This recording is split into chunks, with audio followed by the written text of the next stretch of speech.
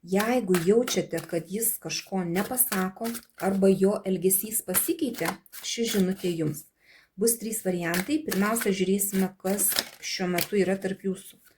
Kokie šiuo metu tarp jūsų santykiai. Pirmas variantas. Kokie šiuo metu tarp jūsų santykiai. Antras variantas. Kokie šiuo metu tarp jūsų santykiai. Trečias variantas. Intuityviai pasirinkite kažkurį tai vieną. Ir žiūrime. Kas pasirinkote pirmąjį variantą, kokie santykiai yra šiuo metu tarp jūsų. Na, čia kardų 7-tukas krenta. Santykiuose yra kažkokie tai gudravimai, gali būti melo, gali būti kažkokie tai nedasakymai, gali būti bandymas kažkaip tai išsisukti iš kažkokios tai padėties. Na, čia tokių yra ir nutilėjimų, ir pagudravimų. Na, taip pat. Na, ir pasižiūrime, ką jisai slepia. Jeigu slepia, jeigu jums šiandien kyla kažkokiu tai klausimu, pasižiūrim, ką jisai slepia nuo jūsų. Bokšto arkanas.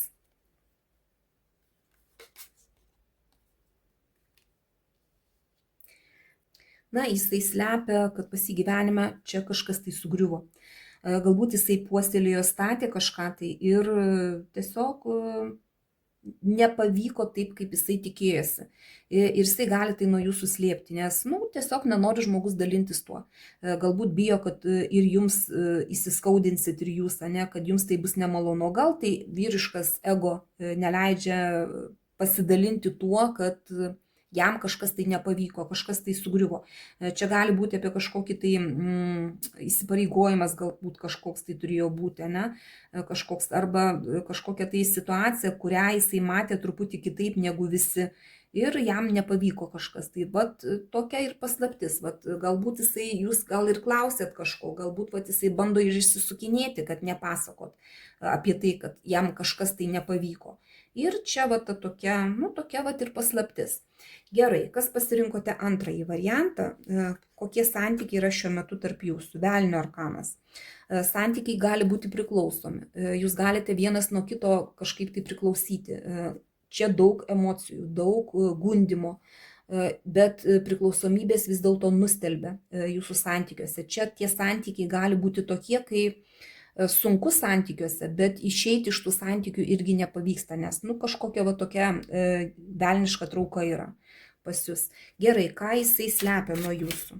Jeigu pas jūs yra toksai pojūtis, ką jisai nuo jūsų slepia? Kardų karalienė.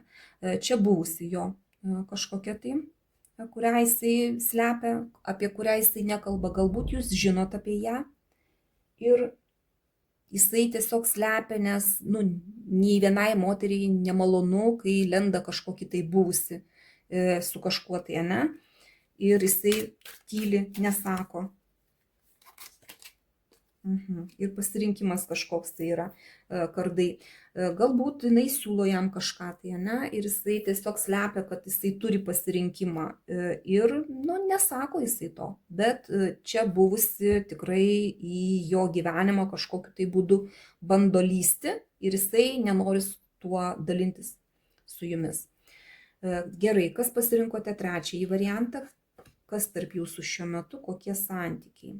Na, čia pasirinkimo arkanas, čia truputį pas jūs yra tokie rožiniai akiniai ant nosies, labai daug prisisvajota, bet ne visai viską matote taip, kaip yra realybėje. Čia reikėtų labai susidėlioti į lentynėlės, kas tikra, o kas tik tai svajonėse.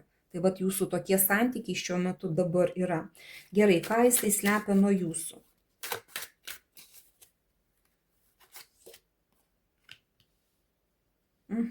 Teismo arkanas.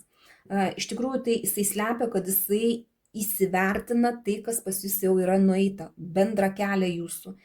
Jisai lygina jūs su savo praeitu gyvenimu, galbūt prieš jūs kas buvo, jeigu jisai kažkokius kitus santykius turėjo, jisai gali lyginti jūs su kitais savo santykiais, bet jisai čia dėliojasi taškus ant į, nori aiškumo ir jisai tą slepia, jisai nesidalina, kad jisai daro kažkokius tai palyginimus, kad jisai bando susidėlioti, kaip jam reikia gyventi toliau, jisai tą slepia.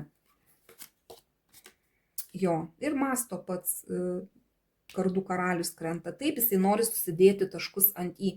Jisai gal netgi slepia tai, kad jisai labai racionaliai viską žiūri, kad jisai nori teisingumo, kad jisai nenori jokių melų, jokių, va čia yra kažkokie iliuziniai pasirinkimai, tai jisai nori aiškumo įsinešti į jūsų santykius ir jisai apie tai nekalba, tiesiog nesidalina, jisai viską laiko savyje, bet jisai labai taip nuosekliai atkirtinėja, jisai kuria strategiją, kaip elgtis toliau, ne, ir nuosekliai atkirtinėja tai, kas jam nereikalinga.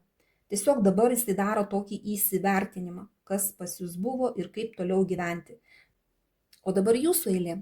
Parašykite komentaruose, kuris variantas atitiko jūsų situaciją. Primenu, pasiimkite tik tai, kas rezonuoja, visą kitą paleiskite. Dėkoju, kad buvote su manimi ir iki sekančio karto.